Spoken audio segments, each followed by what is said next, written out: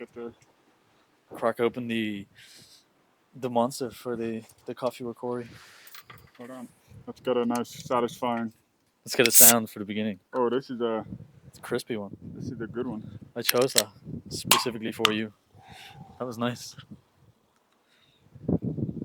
Me and Corey would be so broke if we didn't have this. Exactly, that's true. And I guess that's a good segue to start. But welcome to Coffee with Corey. I'm here with Dave McGowan, who is a really close friend. And I guess this episode could probably be called Coffee with Corey because we're both addicted to Monster. So it makes more sense for us to have a white Monster instead of anything else. So thanks for joining, Dave. Yeah, thanks for having me, man. Yeah, of course. So on this, it's pretty casual. I want to keep this format kind of just to get an idea of entrepreneurs, what they do, what their lifestyle is like, what they do in business, and yeah, more of like their mindset. Because I think a lot of the times on podcasts, it's really in depth when it comes to business and the metrics and stuff. We will go into that a small bit in the beginning, but mainly it's just who you are, what you do, and give people kind of an insight into Dave and what you kind of get up to. I know a lot about you, but it's nice to share that on the internet. Yeah. So first things first, who are you? What do you do? Where are you from? Yeah, so I'm a 24-year-old. I'm from Ireland.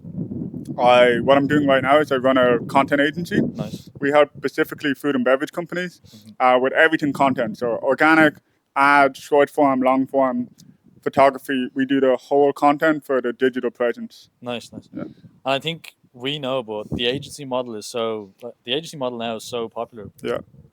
I think it's maybe the ease of access, but why do you think it's really popular now? A lot of entrepreneurs, they choose to do agencies. Like that's like their go-to thing. I think it's just a really low barrier to entry. Mm. You know, all you need for most agencies is a laptop.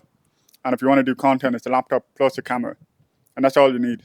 Mm. Whereas a lot of other businesses like drop shipping, e-com, an actual big service-based business, you need to invest a lot of money up front. And an agency is just a really simple one to start. And I think it's a really good one because you learn every stage of a business. So you learn marketing, you learn sales, you learn fulfillment, you learn retention, so that when we do in our future go on to create bigger businesses, we have like a super solid foundation in place. Nice. Yeah. And what made you choose agency specifically? What made you want to do kind of creative content for food and beverage? Obviously, I do lead gen stuff, but I think it's very interesting for me when I speak to you and you do content creation. I think it's really cool. You do really good work. What made you get into that kind of line of business? Why didn't you choose dropshipping or anything else? Yeah, I mean, like I've been making videos since I was like a young kid.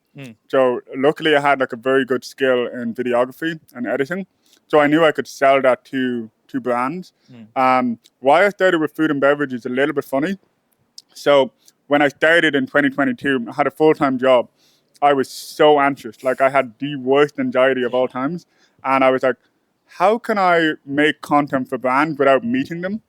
So I thought of the idea of product videos, like Daniel Schiffer, these guys on YouTube. So I said, if people send me their products, I can probably get away with being like introverted and hiding behind the scenes. Yeah. So that's kind of why I started with food and drinks.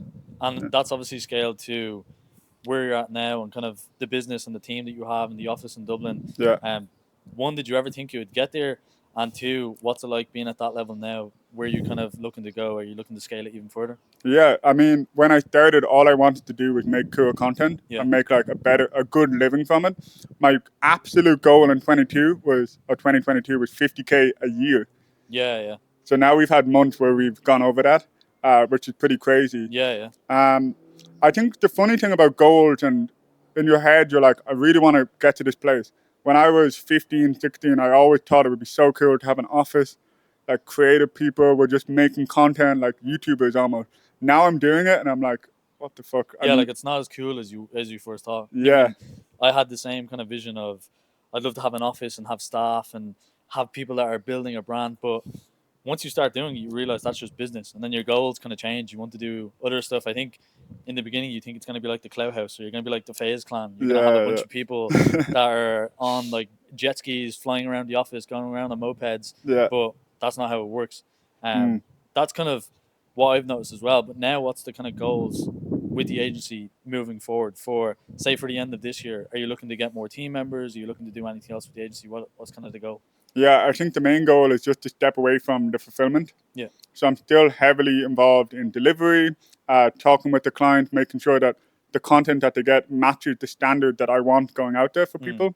So in the next like 6 months, I really want just a couple more creatives that can start handling that for me, and I can just focus in on sales and like bigger picture, like working on the business instead of inside the business, and then of course grow the revenue Yeah. naturally. Yeah. I think that's something we spoke about. You're ahead of me in terms of revenue, in terms of the business also. So I learn a lot from you when it comes to that.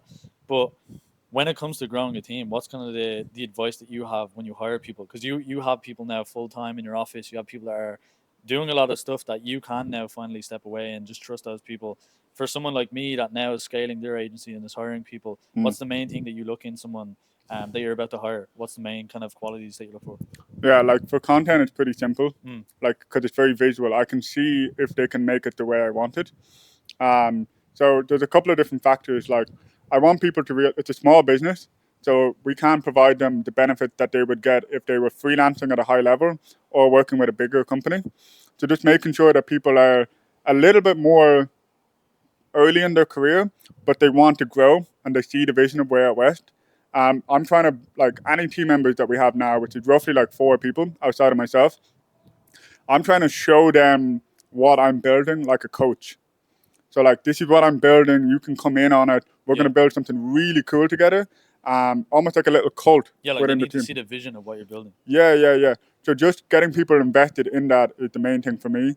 I don't like people with egos or people that have been in the industry for 20 years. They have their old ways of doing things. Yeah. And an agency is super fast paced. So that's the main thing I'm looking for.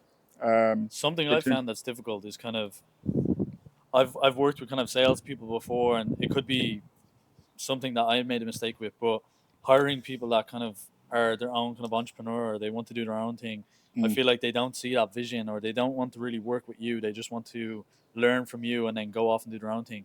Do you think that's an issue when you're looking for somebody, or do you think it's a good quality where they want to grow with you? What way do you kind of see that? Yeah, I mean, we have some crazy cars happening here in You mean, Marbella. yeah, Marbella, there's going to be Lamborghinis, Ferraris, everything that me and Dave love, cans of Monster, is going to be here. So I think we'll probably hear that in the background sometimes. Yeah. And then back to your question. Yeah, I'm a bit weird about this because I have a videographer. He's super great, but he started off as a freelancer. He's still like a freelancer with us, but we give him a lot of work. Mm. And I think you should build your team members so that they're so valuable that they can build their own business. Yeah.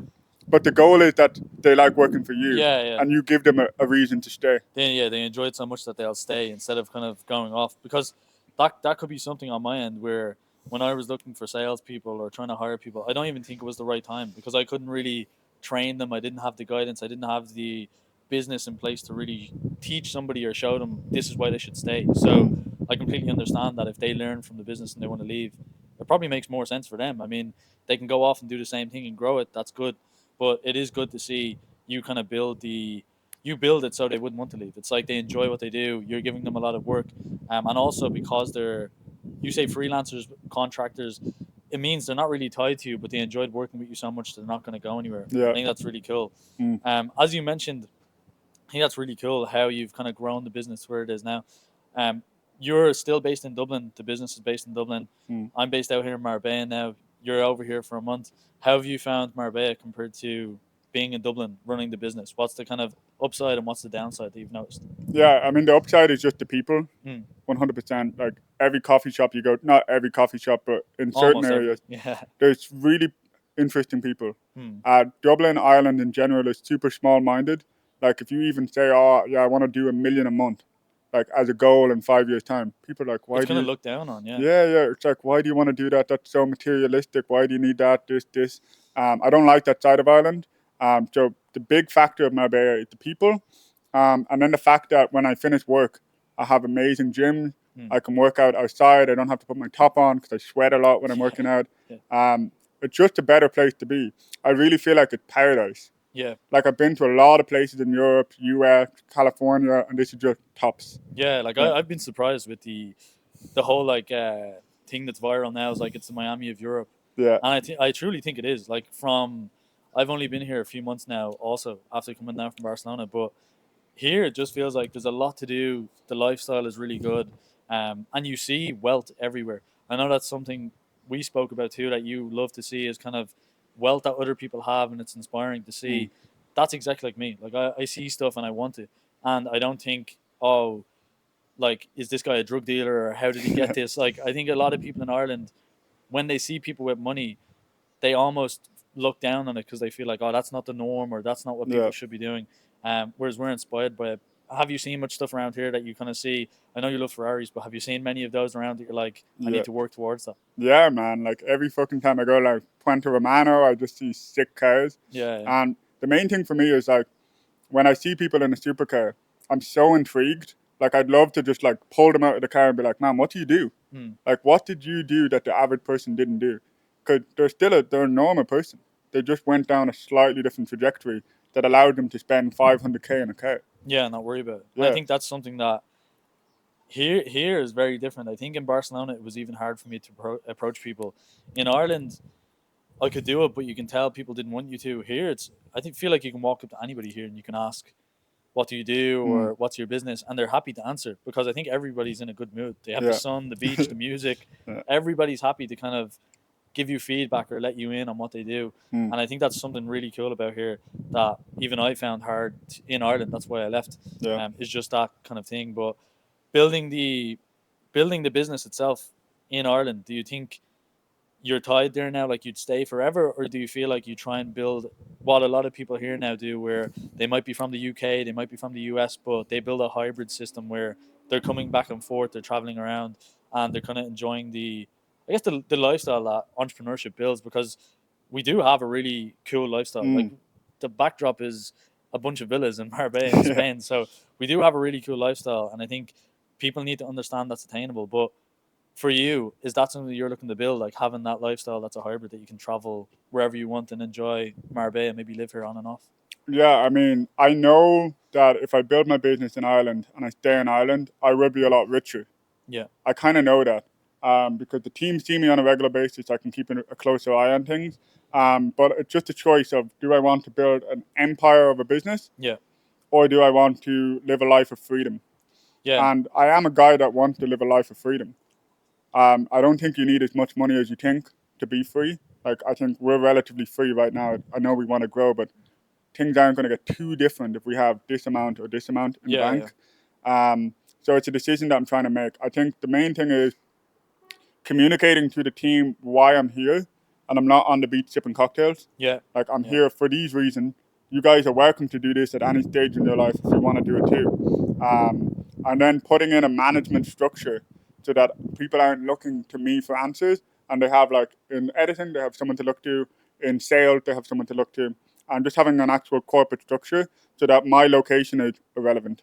Yeah. And I Yeah. think, like, we've spoke about it a few times having lunch, but I think it's a limiting belief now where people believe you need to be in a set location, because if you look at every company now, huge companies, Google, Mm. Airbnb, most of their staff is overseas. If not, like 20%, 30% are from the Philippines. Yeah. So having staff overseas or working from anywhere remotely, I think that's just how businesses are going to operate now. If you can Mm. get somebody that's a really good developer, but they're in Germany for your startup or your SaaS, you're going to work with a guy in Germany. It doesn't really matter where he is. Mm. And I think as an owner, we have this belief where it feels like you need to be close to your staff, but you can just build a team that they can be remote if they want. They can go to Spain, they can go to Marbella, they can go to Barcelona. Mm. They can be where they want.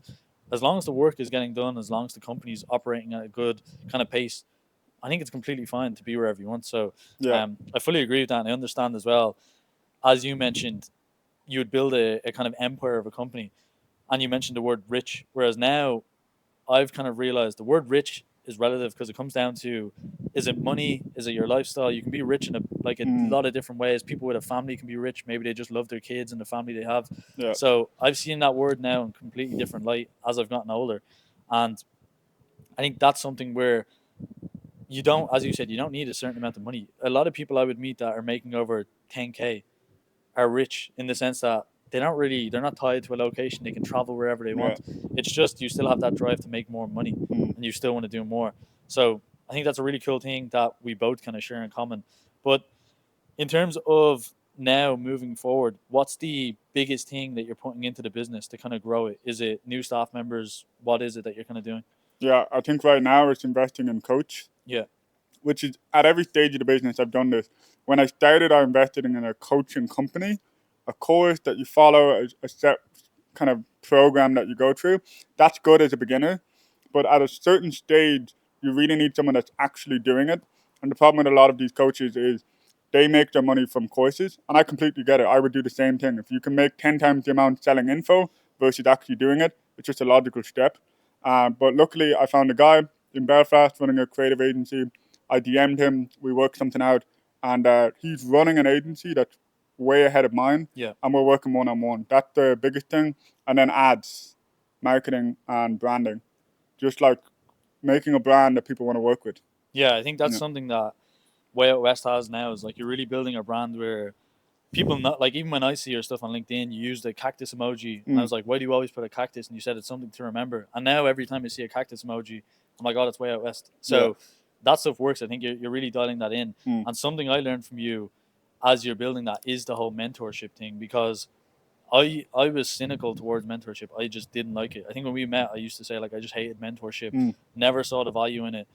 Whereas now, from one, when I met you, I think that was the kind of eye opener when you were saying like mentorship makes sense if you're working with somebody that still has an agency or is still doing what you want to do, because a lot of people, like you said, they don't have an agency, or like they maybe never had an agency that's at a level where they should be even selling a course or selling something. Whereas from you, I've learned to trust that a lot more. And now even I'm looking at the likes of James Smith on YouTube, where he's teaching business and he sells a course. I used to think that was a scam. Now that's something I want to invest in. So now that you're at this level, I know we've discussed it, but would you ever go into kind of like a mentorship role? Or because I think you're at a really good level, like you're doing 6 figures now. That's kind of the stage where a lot of people can give value. And like I said, I learned stuff from you, so I'm sure people would pay for the knowledge that you have. Is that something that you're gonna go into and kind of look into further? Yeah, I think so. It's something that I need to figure out. Do I want this to be something where I just have a couple of people that I help on the side and it's a nice source of extra income personally? Or do I build a coaching consulting business? It's completely different. But I definitely love coaching people. I do it for free. I love chatting to people, hearing where they're at and giving suggestions. I'm almost better on an outside perspective looking in than I am inside. Yeah. So one-on-one coaching, definitely something that I want to do in the next 6 to 12 months. The price just needs to be right because I know the value that I can bring.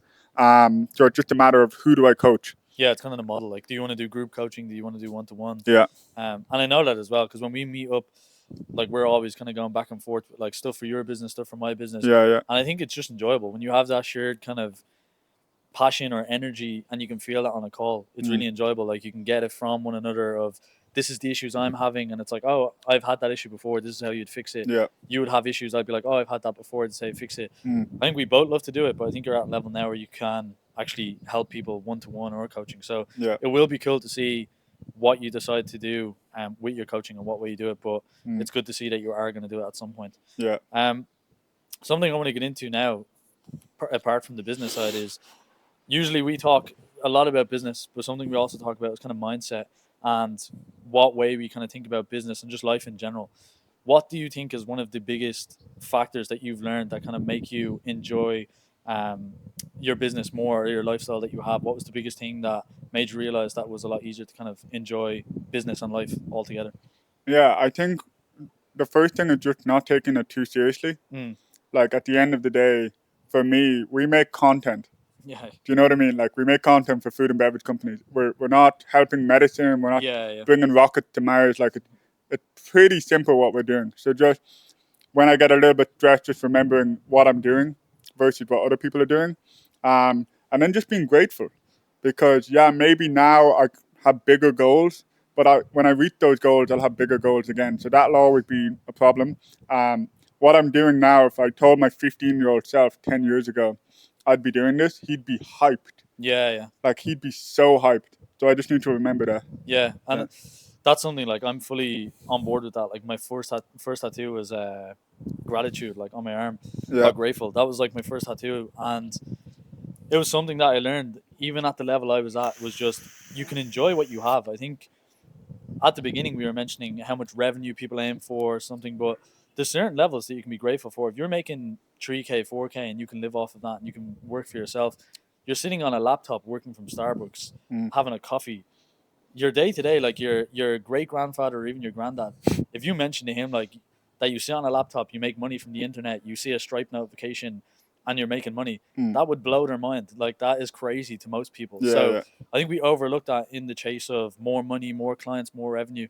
Whereas you can be grateful for where you're at, but it also doesn't mean that you can't chase these goals. And that's something we speak about too, of goals of I love cars, you love cars, and that's something that we're always saying. I'd love to get, like, I always wanted a Porsche GT3 RS. You've always wanted a Ferrari. I think it's a GTB or 296 GTB. 296 GTB. So that's stuff that we want, but it doesn't mean that we're not grateful for what we have now. And I think people need to keep that in mind when they're growing their business and as they're kind of stepping into business. So, in terms of that, the lifestyle now, what's your kind of plans or what's your kind of day to day when it comes to running your business? What do you do outside of this that people wouldn't really see when they see Dave? They probably think you run a business 24/7. What do you? I know you do, but what do you do outside of that to enjoy your time? Yeah, I don't know, to be honest. I love food. I'm actually I like to take breaks. Like I really enjoy just like having brain rot and just sitting down for a bit. I think that's I think that's hard for us. Like it's disconnecting from, because like you said, it's not as serious as we think. Like we do run a business, but it's also, you need to enjoy the time outside of the business. So obviously we enjoy memes, we send podcasts, we do stuff that's outside that's enjoyable. I think switching off and just enjoying kind of the gym that we've been to, going to play paddle, and just enjoying the small stuff outside of business. It sounds like you enjoy that too. Yeah. In terms of moving forward now in the kind of business and just the end of the year goal, what's kind of something that you're aiming for by the end of this year? So something that's going to end at the end of this year that you want to kind of achieve. Yeah, so I have with Diego, who was over a few days ago. We have a set goal in retainers, like so locked in revenue, and when we hit that, it's pretty close to 6 figures a month in locked in revenue. We're going to go to Thailand for 2 months. Okay. We're going to rent a crazy villa, live there, invite a few people over. That'd be sick. And just have like a sick place to live. Yeah. So we have that goal in mind. So I'm pretty confident that we can hit it. Like I said to you yesterday, locked in 2 big retainers. Yeah. So I'm pretty close to the goal now. Yeah. So I think it'll take me 3 to 6 months. When I hit that, then I'm going to Thailand. Yeah, it's insane. Like, for context, the other day, everybody's locked in here in Marbella. I know a bunch of people. I don't know anybody that's locked in as much as Dave. He did 6 figures in a single day in revenue, which is insane. So he's killing it with his business. He knows what he's doing. And I think you'll definitely hit those goals because I know you put in the work to actually do it. And it'll be cool to see. Here in Marbella, you've obviously seen the lifestyle here and you've got that. So I think now you just want to travel, enjoy that kind of workflow. Once you've kind of hit that goal, to kind of wrap this up, once you hit that goal, what do you think is the next kind of thing for the business? Would you want to grow up further with staff? Is it revenue, or is it looking into your lifestyle and kind of enjoying that still, the kind of time of traveling abroad, or do you want it to be more settled down, family, kids, that sort of stuff? So your next 5 years. Yeah, it's a tricky one. So I turned 25 on Monday in 3 days' time. So you don't have much time left. Yeah, I'm running out of time. And I always think like, I'll either live to 40 or I live to 150. If we keep drinking these white monsters, probably 30. It's not going to go well. I think, I don't like to put a plan in because I believe if you plan something, I like to have goals and a structure and things that I work towards. But when it comes to people, like family is very people orientated. I don't think you can plan it. It just has to flow. Yeah. I'm a guy, I have good intuition. I know when things are flowing. I think, in 5 years' time, I'll be 30. I'd love to have a woman that I'm settled down with. Yeah. And that she's seen what I'm building. And the sooner she comes into my life, the better. That's just kind of a relationship or like a wife? Yeah, like a wife. I don't necessarily need to get the government involved. Yeah. But I'm like monogamous. Yeah. For you, yeah. Yeah. I want her to be with me for the rest of my life. Yeah. Marriage, like it would be nice, but I don't need a contract just to say that I love someone. So, yeah, family is important to me. I know when I have kids, that's going to be a huge moment, and it'll make me want to build even more. But yeah, there's no set plan. I just want to go with the flow. That's interesting. Yeah. Yeah. I mean, it's working for you so far, so Yeah. it obviously works. Final thing for the people watching, what is one limiting belief that you had that you can kind of tell people to kind of get over, they need to kind of put aside, and it's not real? For me, it was confidence. Mm. Like I told you at the start of the podcast, I was so ridiculously introverted. You had no idea. I still have anxiety. Like I have a date this evening. I'm overthinking. I'm like, oh fuck, I have to do this, this, and this. But just doing it. Like, don't avoid something because it makes you feel bad. 3 years ago, when I went to meet clients to pitch them free videos, I was getting sick, like physically sick in the Yeah. toilet, like 3 or 4 times. I couldn't eat food. I was like stressing, smoking cigarettes. Yeah, but I think, and it's, you were still doing it, whereas a lot of people, they Yeah. just wouldn't do it because they get that, like, they get butterflies in their stomach. Yeah. They don't want to do it then. Just do it. Yeah. Because when you're in it, it's fine. And like, just because your body feels a certain way, that's you. That's not you. Like, we're a vessel. Like, our body is a vessel, but I believe our conscious is like back here a little bit. Yeah. So just because my body feels a little bit weird doesn't mean that's how I feel. Yeah, you kind of need to give yourself time to process. Yeah, exactly. So just, if you have something that you think is holding you back, just try not to avoid things. If I avoided sales calls 2 years ago, I would not be here. And I can tell you, when I had a call booked in at 2 p.m., my whole day was ruined. Yeah. And I think people probably look at you or look at anybody with a successful business and they think, oh, this guy has it all figured out. There's no stress. There's no anything. But Yeah. I know from experience as well, like when you're building stuff, you send the wrong proposals, you send the wrong invoice, you're afraid to get on a call. That's all natural stuff. But the longer you do it, you kind of get to that stage where you're not afraid of it anymore. But we're still learning. Like every day we're learning. We're paying mentors to learn stuff from. So I think that's a really good piece of advice. I think people need to get over that kind of confidence issue. Yeah. But I think that's going to wrap it up. I think that was a pretty good conversation. Usually it's coffee with Corey. We're having caffeine with Corey today. White Monster with Corey for the thumbnail. Yeah, we'll do it. Let's go. There we go. Let's lock that in. Sick, man. But appreciate you coming on. Really good talk. Hopefully we'll do more. Catch up soon. Sounds good. Let's go.